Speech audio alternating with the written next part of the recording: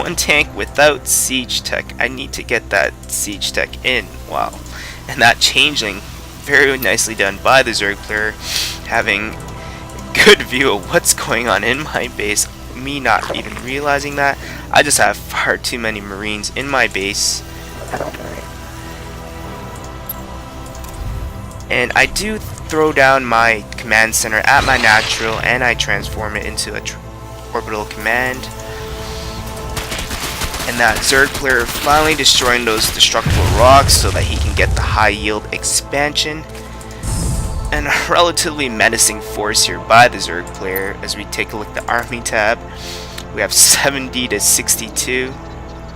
And I do sense that I needed to push out just because I knew that the Zerg would expand and gain map control if I didn't. Unfortunately for myself, the Zerg player did see this coming from all the way from this tower, and he does send his Zerglings back and ready to engage. And if we take a look at the army tab, which way we are, and I do try to position my Marines. Tank does have siege tech, so I am prepared for any roaches. And here is the battle. Lots of Zerglings going down to those Marines. There are just too many Marines for those Zerglings. My tank does siege up, and I do get a good couple shots on those roaches. Archdemon moving his roaches in, trying to put some splash damage onto my Marines. There are just far too many Marines. Reinforcing units on its way. Moving up to the natural, trying to do as much damage as I can. Reinforcements coming in. Now the Zerg player chooses to rally his units inside his base until he has enough units to engage this army outside his base. Look at the production tab. We do have more roaches coming in. This high yield expansion has not yet been saturated, which is very good for myself. I do take out that hatchery though. I am destroying these extractors. I decided to move up the ramp here, and several Zerglings and roaches are there waiting. Should have sent this dropship to assist. I do realize there are far too many roaches, so I do back off. Fortunately for myself, I have a tank at 16 kills. Wow, he is a captain. Here I am just destroying all his buildings at the expansion. The high yield still not saturated with any miners, so I do set up a nice contain here, which is always good because you want to prevent the Zerg from expanding. So their macro game is just so strong. I do try to do a small little drop here, but there are far too many roaches. As you can see, Archaemon did transition into a nice roach build, and I do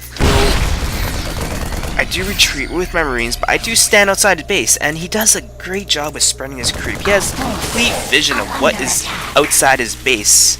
I should have really put down some scans here just so I could destroy these creep tumors, but unfortunately for myself, I did not do that. He had full view of what was outside his base, so he was able to transition into the appropriate build, getting some infestors, which have very good fungal growth against infantry units. And he could also use his infested Terrans on my tanks, but I just continue to rally units right outside his base, reinforcing with some more Marines and Marauders. Looks like I do try to push out here. And look at the army tab, and he gets a nice fungal growth on my Marines, and all those Marines will go down. Very nice fungal growth by Archaemon.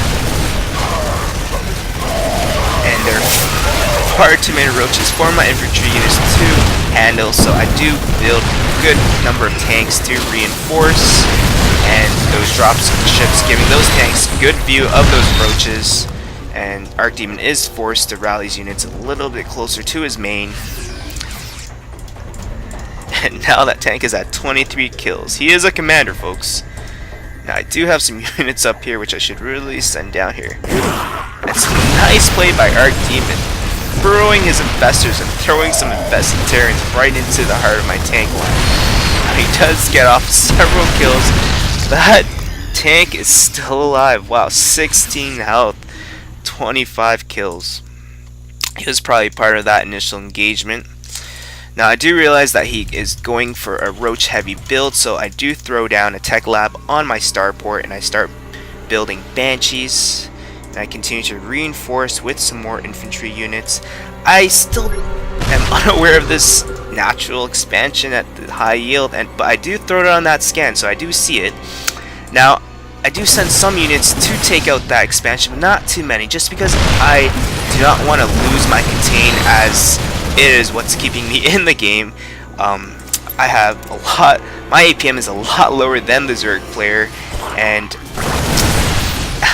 Archaemon continues to throw infested Terrans into the clump of my army, and I do not even realize that, and I do continue assaulting his high yield expansion with my marauders. Doing a good job taking out those drones, and he is producing several Zerglings at this point, 20 Zerglings, and that is going to clean up all the marauders here. All those marauders will go down.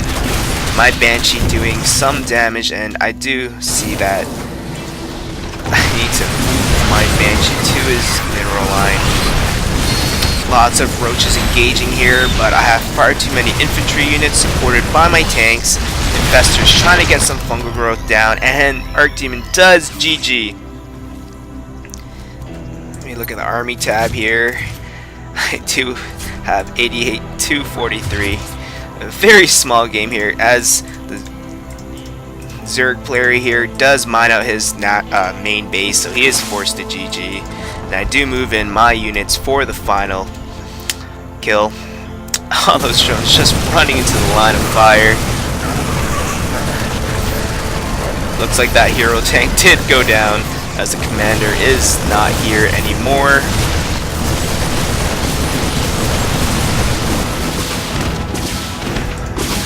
My Banshee picking away at his high yield expansion.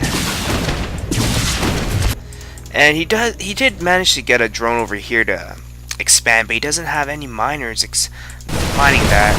And you know, the Zerg player did do a great job at trying to expand, but the winning factor really in this game was that I pushed out just at the right time, and I set up a contain, which caused him to build more units than miners, and without any minerals, the Zerg does fall to the Terran. And that just does it. That just does it for this first game. Thanks for watching my commentary. 1ntolerant signing off.